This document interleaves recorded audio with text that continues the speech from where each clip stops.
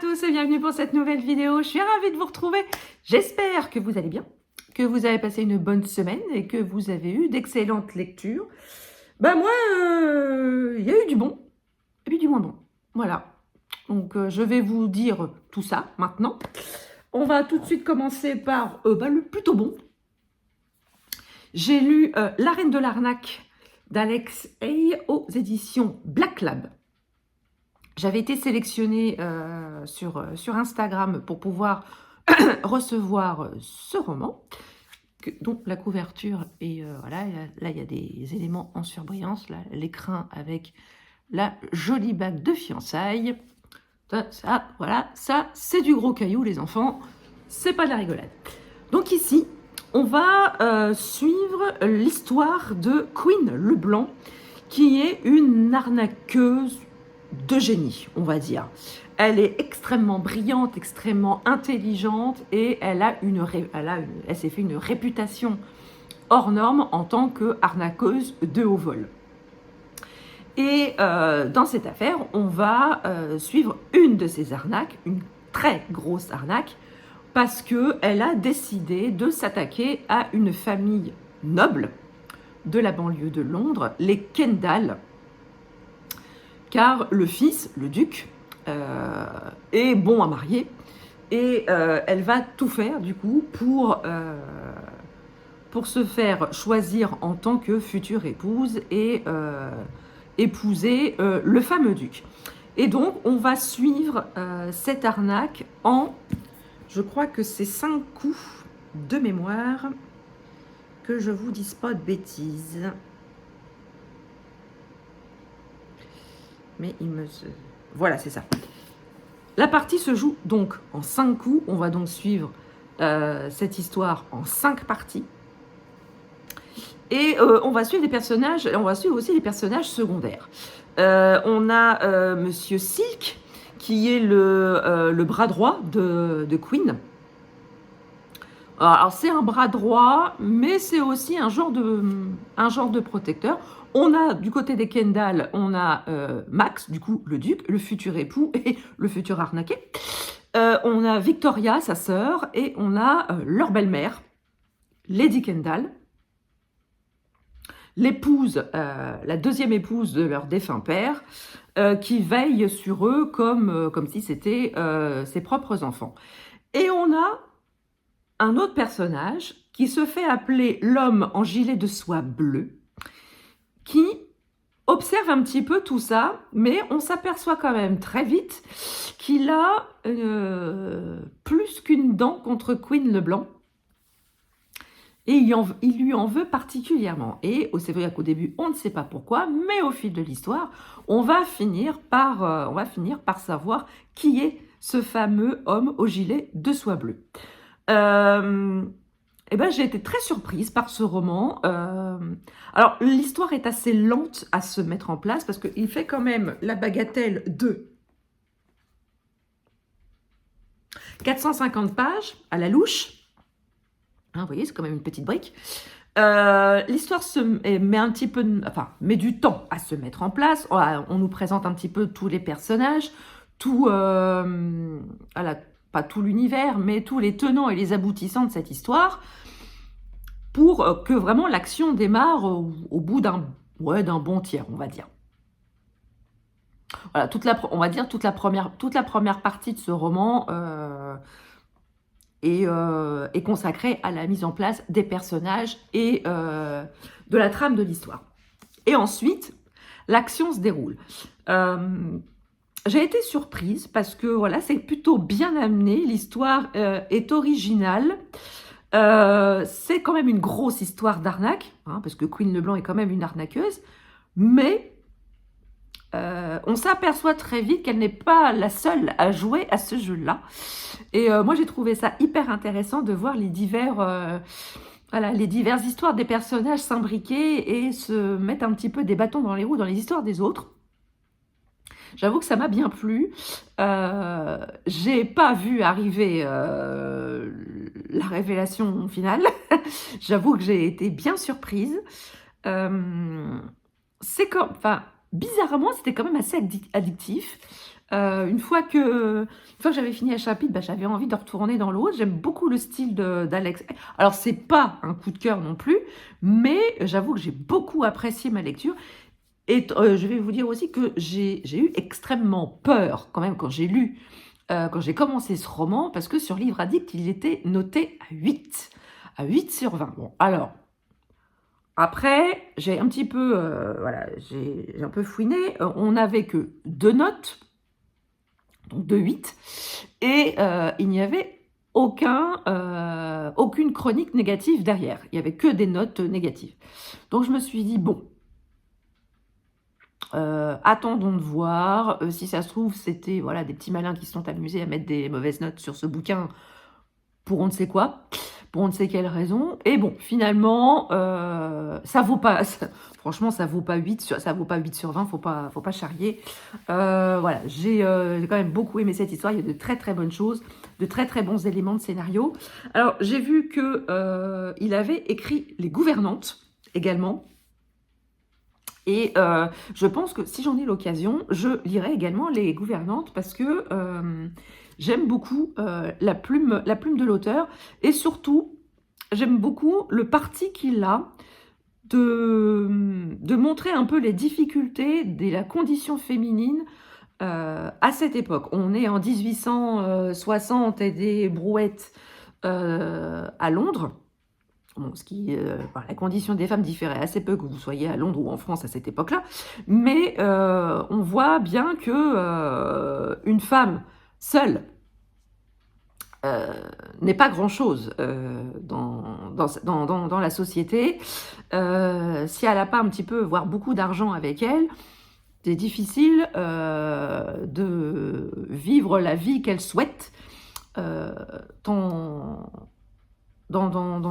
ces conditions-là. Et apparemment, dans Les Gouvernantes aussi, la place des femmes est aussi extrêmement importante.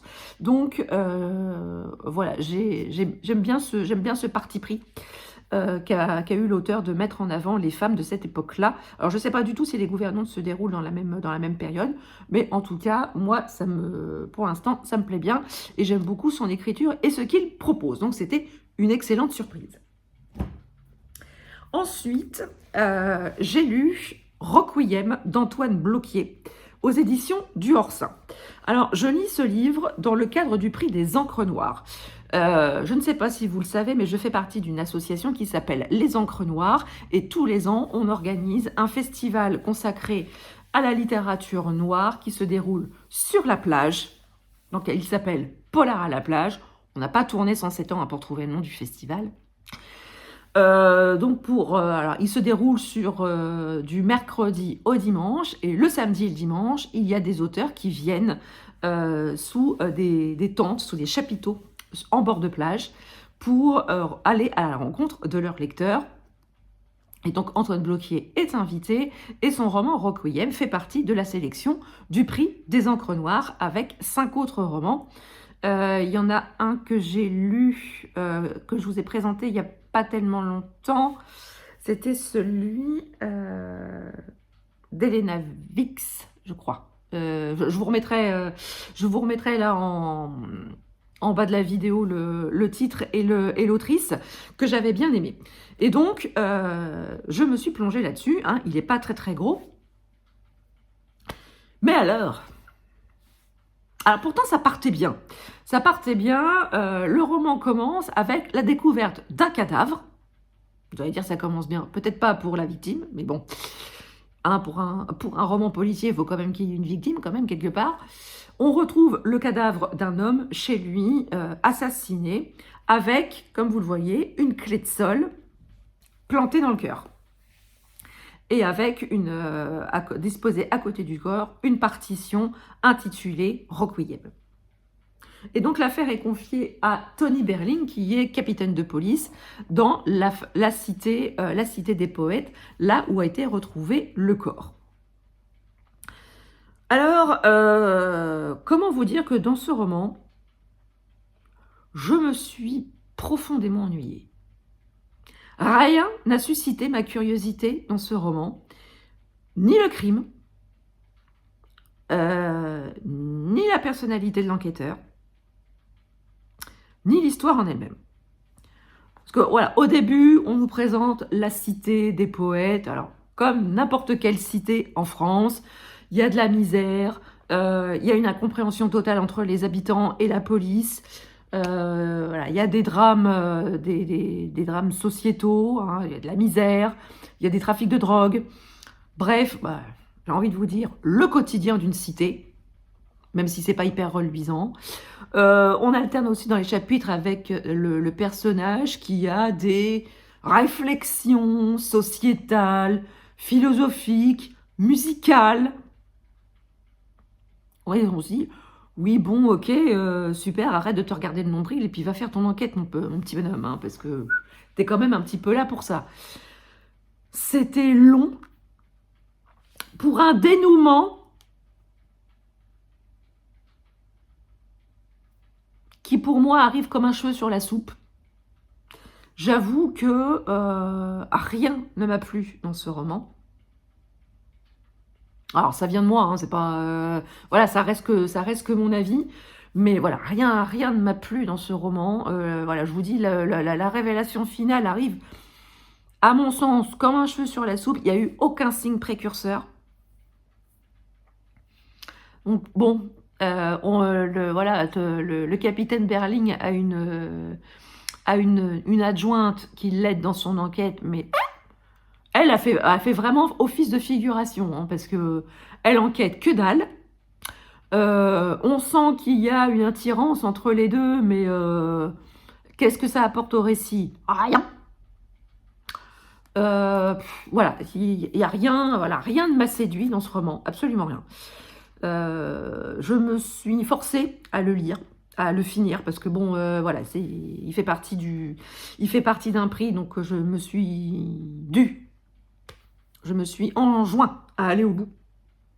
Mais pour être tout à fait honnête, je l'aurais lu comme ça, sans optique de prix. Je pense que je l'aurais clairement abandonné à la moitié du roman. Voilà, parce que voilà, à la moitié du roman, il ne se passe pas grand-chose. Voilà.